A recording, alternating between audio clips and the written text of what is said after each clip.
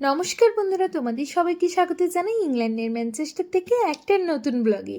আজকে বারটা হচ্ছে তোমার রবিবার, এখন বাজে দুপুর ওই 12টার মতো। বাইরে ওয়েদারটা বেশ ভালোই আছে, মানে বলতে পারো বৃষ্টিটা হয়নি, যেটা এই দেশে মানে ম্যানচেস্টারে সব সময় হয়ে থাকে, দিন রাতই হচ্ছে বৃষ্টি। তা হালকা হালকা মেঘলা ওয়েদার আছে, আবার মাঝে মধ্যে রোদের দেখাও পাওয়া যাচ্ছে। তো তিয়াসের চুলটা বেশ পরিমাণ বড় হয়ে গেছিলো। তা আজকে ঠিক করলাম চলো তিয়াসকে নিচেতে নিয়ে যাওয়া যাক, দিয়ে তিয়াসের চুলটা কেটে দেওয়া যাক। তো সেই জন্যই চলে এসেছি আমাদের নিচে, একদম বাড়ির সামনে। আগে তো ঘরে 2-3বার আমাদের টয়লেটে তিয়াসের চুল কেটেছিলাম, তারপরে টয়লেটে আনাচে কানাচে এত চুলে ভর্তি হয়ে যায়, সেজন্য তারপর থেকে টয়লেটে আর আমি ওর চুল কাটি না। সবসময় যখনই চুল কাটবার ওর দরকার হয় তখনই নিচে এই আমাদের বাড়ির সামনে উঠানের মতো যে জায়গাটা আছে সেখানে নিয়ে চলে আসি, দিয়ে চুল কাটাই। তোমরা যারা আমার আগের পুরনো ফলোয়ার আছো তারা অবশ্যই জানো যে তিয়াসের চুল তার সাথে সঙ্গীতের চুল সব সময় আমি চেষ্টা করি ঘরে কেটে দেওয়ার। তিয়াসকে তো এখনও পর্যন্ত এই দেশে আসার পর থেকে একদমই সেলুনে নিয়ে গিয়ে চুল কাটায়নি। সঙ্গীত বরঞ্চ একবার গিয়েছিল, গিয়ে সেলুন থেকে চুল কেটে এসেছিলো। সেটা হচ্ছে আমরা এই যে বার্মিংহাম ঘুরতে গেছিলাম, সেই বার্মিংহাম ঘুরতে যাওয়ার আগে সঙ্গীত একদম সেলুনে গিয়েছিল, সেখান থেকে চুল কেটে এসেছিলো। তা সেই চুল কাটার ভিডিও আমার কাছে আছে, অবশ্যই তোমাদের সাথে এক্ষুনি শেয়ার করব। তারাও ঝটপট করে এখন তিয়াসের চুলটা কেটে নিই। তিয়াসের চুলটা এত মোটা না, মানে আমার রীতিমতো চিরুনি চালাতে আমার অনেকটাই কষ্ট হয়। আর আমি তো অত এক্সপার্ট নই, আমি হচ্ছে একদম ঘরোয়া ব্যাপার, একটা ঘরের টুকটাক কাটিং যেমন হয় সেরকম। তা যাই হোক, এখন কেটে কেটে তাও অনেকটা অভ্যাস হয়ে গেছে, সেই জন্য সুন্দর করে এখন কাটিংটা তিয়াসের করতে পারি। আর এর জন্য আমাদের কিন্তু সত্যি কথা বলতে অনেকটা টাকা সেভও হয়ে যায়। যাই হোক, সেভের থেকেও হচ্ছে মেন ব্যাপার হচ্ছে আমার এই ঘরে তিয়াসের চুল কাটতে খুবই ভালো লাগে, কেন জানি না।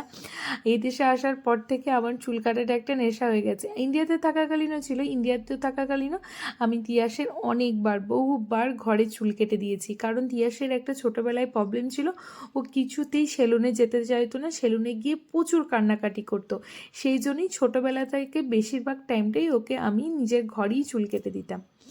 তা এতক্ষণ তো দেখলে আমি তিয়াসের চুল ঘরেই কাটছিলাম সেই ভিডিও, এখন চলে এলাম সঙ্গীতের চুল কাটার ভিডিও নিয়ে।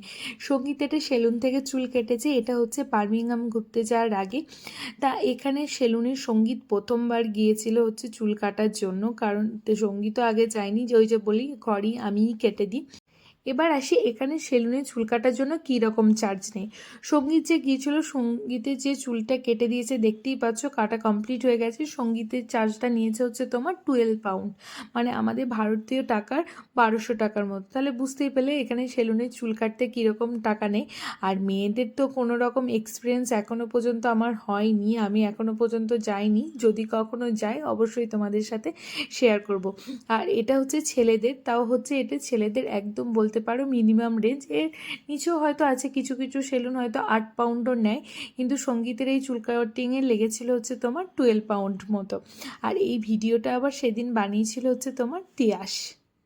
তা রবিবার দিন এর পরে আর কোনো ভিডিও বানানো হয়নি, ঘরে থাকাকালীন কোনো ভিডিও বানানো হয়নি। তারপরেই আমরা তো চলে গেছিলাম ইফতার পার্টিতে। ইফতার পার্টি ব্লগ তোমরা আশা করছি অনেকেই দেখে নিয়েছো। আমার জীবনে প্রথমবার রবিবার দিন আমরা ইফতার পার্টিতে গেছিলাম, এটা হচ্ছে তার পরদিন হচ্ছে সোমবার দিন।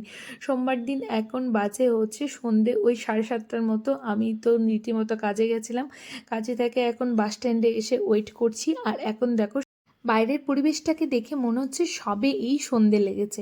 হ্যাঁ সত্যিই এখন দিনের আলোটা বেশ কিছুক্ষণ থাকছে, বেশ সকালে দিনের আলো পাওয়া যাচ্ছে, আর অনেকটা টাইম ধরে দিনের আলোটা এবার আস্তে আস্তে থাকবে। এই দিনগুলো এবার আশা করছি খুবই ভালো কাটবে।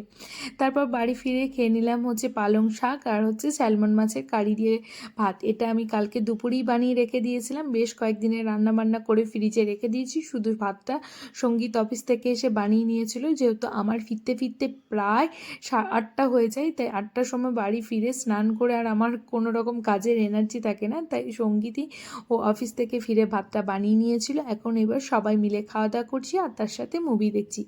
চলো আজকের এই ছোট্ট ব্লগটা এখানেই শেষ করছি। কেমন লাগলো এই ছোট্ট ব্লগটা অবশ্যই কিন্তু কমেন্ট করে জানিও। ভালো লাগলে প্লিজ পেজটাকে একটু ফলো এবং লাইক করে দিও, আর যারা ইউটিউব থেকে দেখছো চ্যানেলটাকে একটু